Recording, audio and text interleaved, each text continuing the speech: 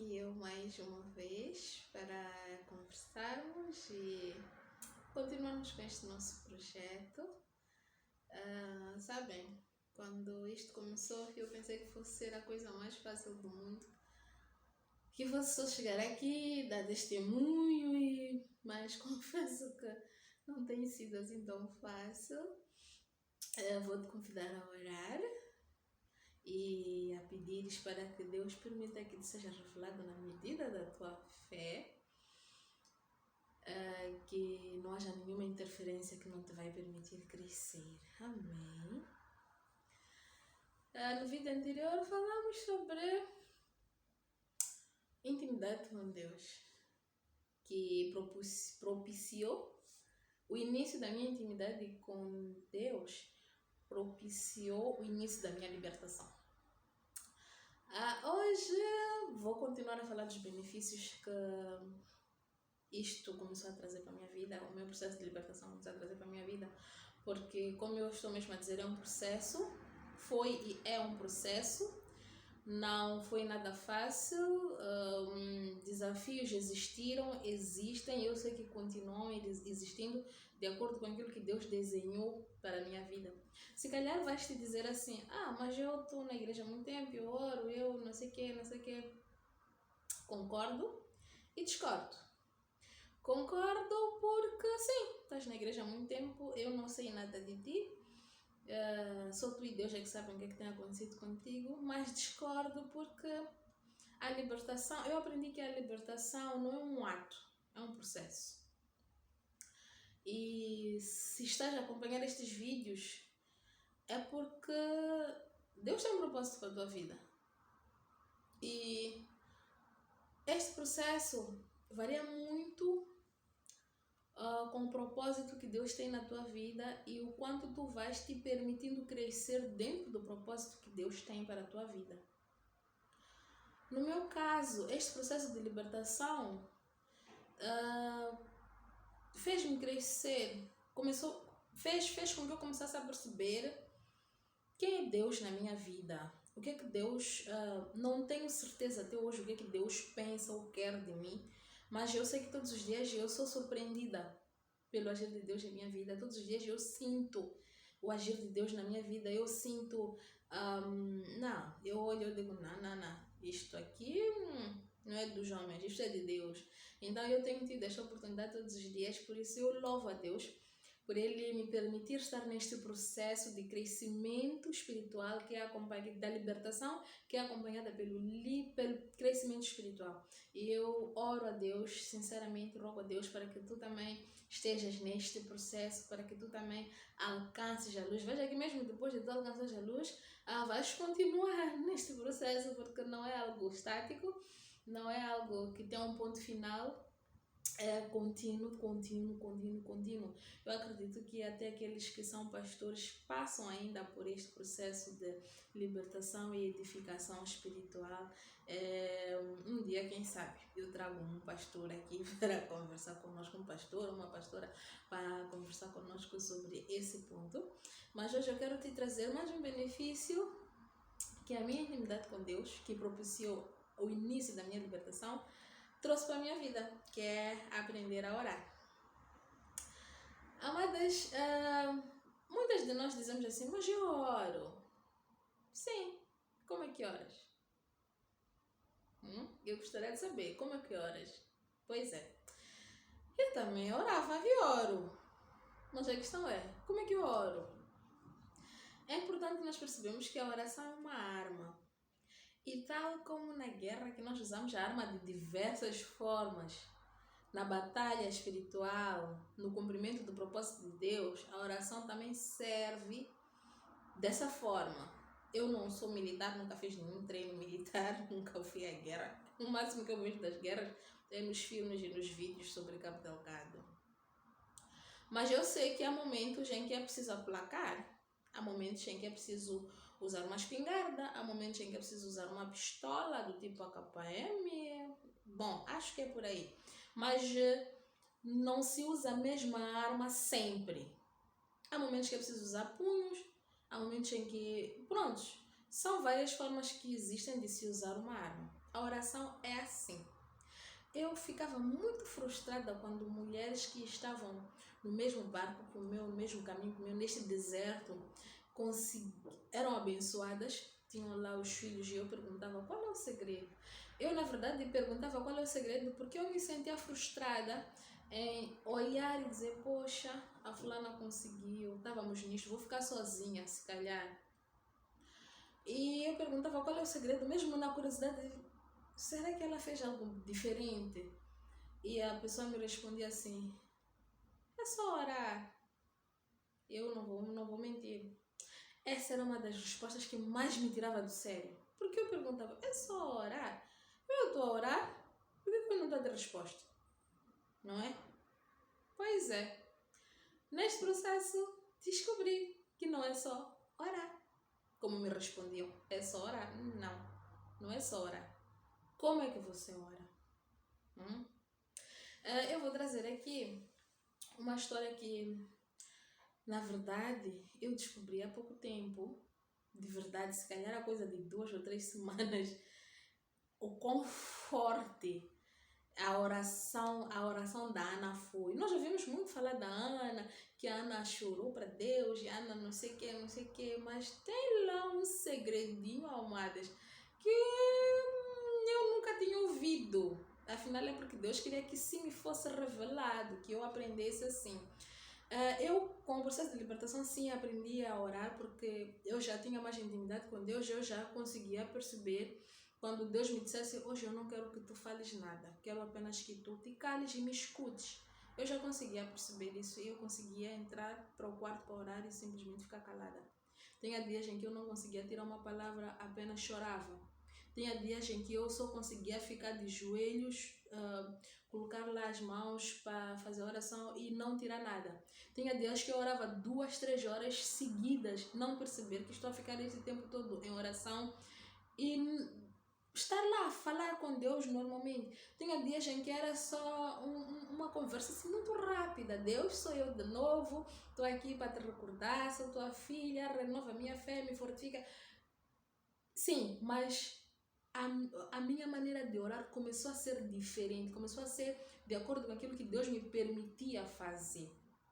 Isso aprendi porque os meus ouvidos, através do processo de libertação que tinha iniciado, já tinha começado a se abrir de outra forma. A minha mente já não estava mais dominada por pensamentos negativos, pensamentos de incapacidade que eu estava a gerar dentro de mim, porque estou nesta situação, estou no deserto. Então, quando este processo inicia, há coisas que começaram a ser tiradas de mim que fechavam eu vislumbrar onde Deus me quer posicionada, porque à medida que nós vamos entrando por este processo, Deus nos posiciona em lugares diferentes. Vejam só, amadas, Ana, quando orou a Deus, antes, eu acredito que já ouvimos falar da história de Ana e da Penina. Se não tiverem ouvido, é só lerem o livro de 1 de Samuel, todo ele, vão entendendo, né? O princípio da história mesmo sobre Ana. E eu quero ler aqui convosco 1 de Samuel capítulo 1. Vou ler primeiro o versículo 9 e 11. Vamos lá. Então Ana se levantou, depois que comeram e beberam em Siló, e Eli, o sacerdote, estava sentado numa cadeira junto a um pilar do templo do Senhor. Ela, pois, com a amargura da alma, 10. Ela, pois, com a amargura da alma, orou ao Senhor e chorou abundantemente. 11. E votou um voto, dizendo, Senhor dos exércitos, se benignamente atentares pela aflição da tua serva, e de mim te lembrares, e da tua serva te não esqueceres, mas a tua serva deres um filho varão, ao Senhor o darei, e por todos os dias da sua vida, e sobre a sua cabeça não passará navalha. 12. E sucedeu que, perseverando ela em orar perante o Senhor, ele fez atenção à sua boca. Vamos pular. Depois vocês podem ler com calma para perceberem. Eu estou a tentar ganhar tempo aqui. Vamos pular, vamos ler 24. E havendo desmamado, levou consigo com 3 bezerros e 1 efa de farinha e 1 odre de vinho, e o trouxe à casa do Senhor a Siló. E era um menino ainda muito criança. Amadas, vamos lá, sinceramente. Qual é a mulher em sua sã consciência que está à espera de um filho há tanto tempo consegue fazer este voto? Primeiro, segredos da oração da Ana. Vou te revelar aqui. Bom, não sei o que está a revelar, é o Espírito Santo, me perdoe. Primeiro, Ana, ela quando Penina lhe provocava, ela ficava tão chateada, tão amargurada. Amadas, primeira coisa, nunca vá orar enquanto esteja amargurada. Sério, não vai chegar a tua oração a lugar nenhum. Limpa o teu coração e vá orar. Primeira coisa que tens que fazer. Segunda coisa, Ana deixou de gerar aquilo que a Penina dizia que ela era. Veja que Ana nem conseguia perceber que ela tinha o amor pleno do marido, porque no coração da Ana ela queria ter filho. Tanto é que o marido chateou-se com ela, em algum momento perguntou-lhe: por que tu choras? Por que tu não comes? Não sou eu mais do que suficiente, mais do que 10 filhos. Ela não conseguia ver esse amor. E Penina provocava a ela, porque Penina sabia que a Ana tinha amor do marido, coisa que ela não tinha. Tanto é que os filhos da Penina, ela foi fazendo os filhos, mas pronto. O coração do Elcana não estava lá. Não estava lá. Na Penina, estava na Ana. Ana não conseguia enxergar isso porque a amargura do coração dela não lhe deixava enxergar isso. Então, sempre que for chorar, a primeira coisa que tens de fazer, perdoa todos aqueles que têm alguma contenda contigo e vai te encontrar com Deus. Porque é na certeza de que tu estás a ir ter com um ser superior que não vai ligar para as mesquinhices do teu coração que tu estás amargurada. E quando tu estás amargurada, a oração que tu fores fazer não será aquela oração? Não. Então, a primeira coisa, limpa o teu coração. Ana fez o quê? Antes ela não comia. A Bíblia aqui diz que levantou depois que comeram e beberam. Quando vocês lerem o livro, vocês vão entender perfeitamente. Quer dizer que ela não chorou depois da Penina ter lhe provocado. Ela comeu, bebeu, depois levantou-se e foi orar. Percebeu? Esteja bem consigo mesmo para ir à presença de Deus. Ela chegou lá, chorou para quem? Para a pessoa certa, para Deus. Vendo esta atitude de Ana, que ela já não fazia aquilo que fazia antes, Deus instituiu uma oração no coração de Ana. Porque nenhuma mulher em sua sã consciência que está à espera de filho há tanto tempo iria dizer a Deus que está lhe a entregar a criança. Ana votou um voto e disse: Senhor dos exércitos, se benignamente atentares para a aflição da tua serva e de mim te lembrares, e da tua serva te não esqueceres, mas a tua serva deres um filho varão, ao Senhor o darei, e por todos os dias da sua vida, e sobre a sua cabeça não passará navalha. Amados, Ana antes de certeza que não orava assim. Primeiro, ela pediu o que Deus estava a precisar naquele momento, que era um filho varão para substituir outro profeta. Ela pediu o quê? Um filho varão. E fez o quê? Disse: vou entregar a ti. E disse o quê? Sobre a sua cabeça não passará navalha. Era isto que Deus estava a precisar, de um menino assim, com estas características. Por isso deu a Ana. Agora eu pergunto, será que mesmo a oração que tu estás a fazer, que tu dizes eu oro, é uma oração que Deus está a instituir no teu coração para ser de acordo com a vontade dele se cumprir? Porque o que é que Deus fez aqui? O que é que eu percebo? Eu percebo que Deus fez com que a Ana fosse a mãe do Samuel, porque ele precisava de um Samuel. E encontrou uma mulher que estava disposta a cumprir com os requisitos que ele tinha instituído antes. Amada, isto é sério. Presta atenção à oração que tu fazes. E depois, vamos lá. Qual outra mulher em sua sã consciência, no 24, diz que era um menino ainda muito criança. Ana só desmamou, Samuel foi entregar. Diz-me lá. Clara está a esperar 11 anos. Em minha sã consciência eu faria isso? Claro que não.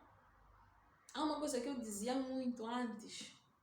Meus filhos quando nasceram vão ficar aqui debaixo do meu sovaco. Não vou nem para casa da avó, nem para lugar nenhum, porque são meus, demorei para ter. Isso atrasa o processo de qualquer pessoa. Porque não tem que ser Até pode ser que os teus filhos sejam para ficar embaixo do teu sovaco. Mas será que é isso que Deus quer? Se for o que Deus quer, ok, estás a orar certo. Mas também pode ser que Deus não quer que tu ores apenas a dizer que quer um filho. Pode ser que Deus quer que tu ores a dizer que queres uma menina ou um menino. Ou que queres 2 ou que queres 3 de uma vez. Mas tu não tens como saber isso se tu não estiveres intimamente ligado a Deus. Se o teu processo de libertação não tiver começado, tu não vais fazer isso. Então, amada, eu quero te convidar. Estamos na 3ª semana, não é? É o 3º vídeo este. Desafie-se a te aproximar mais de Deus. Eu vou repisar muito na questão da intimidade com Deus, porque para mim a intimidade com Deus é o essencial. Quando tu tens intimidade com Deus, tu percebes tudo que está à tua volta. E intimidade com Deus não é coisa de um dia, uma hora, uma noite. É algo que tu tens que cultivar todos os dias. Então, amada, hoje eu quero te dizer assim. Ore, continue orando. Continue orando. Mas o que eu quero? Eu quero que nesta tua oração não seja apenas uma oração. Quero que tu te avalies quando vais orar. Quero que tu percebas como é que eu estou a ir à presença de Deus, como está o meu coração, como está a minha alma. Porque enquanto tu não estiveres em condições para estar na presença de Deus, não perca seu tempo ir à presença de Deus e ir orar. Não faça isso contigo. Estás a perder tempo. Limpe-se, organize-se. Lembra do detox que nós falamos? O detox é diário. Eu quero te convidar esta nova semana. Faça este detox com o objetivo. Quero entrar na presença de Deus limpa. Lembra-se do que Deus disse a Moisés? Descalça a sandália porque este lugar em que estás a entrar é santo. Pois é, descalça as sandálias. Esta semana, descalça as sandálias. Porque o lugar que tu vais entrar é santo. Então não podes entrar lá de qualquer maneira, na tua arrogância. Lembra-se que eu disse que eu ia a Deus com arrogância? Pois é, quando o meu processo de libertação começa, eu começo a entender. Veja que eu disse que começou em 2019. Estamos em 2023. Eu ainda não sou mãe. Quer dizer que ainda não tenho filho. E volto a repetir, deixa-me dizer-te uma coisa. Ser filho já foi a maior bênção que eu pedi a Deus, mas hoje não é mais. Hoje eu peço a Deus para que renove a minha fé, me fortifique e continue me transformando de acordo com aquilo que Ele precisa. Tá bom? Então, este é o desafio desta semana. Descalça as sandálias, vá à presença de Deus limpa, pura e posicione-se para ouvir a Deus. Ok? Então, até na próxima quarta-feira.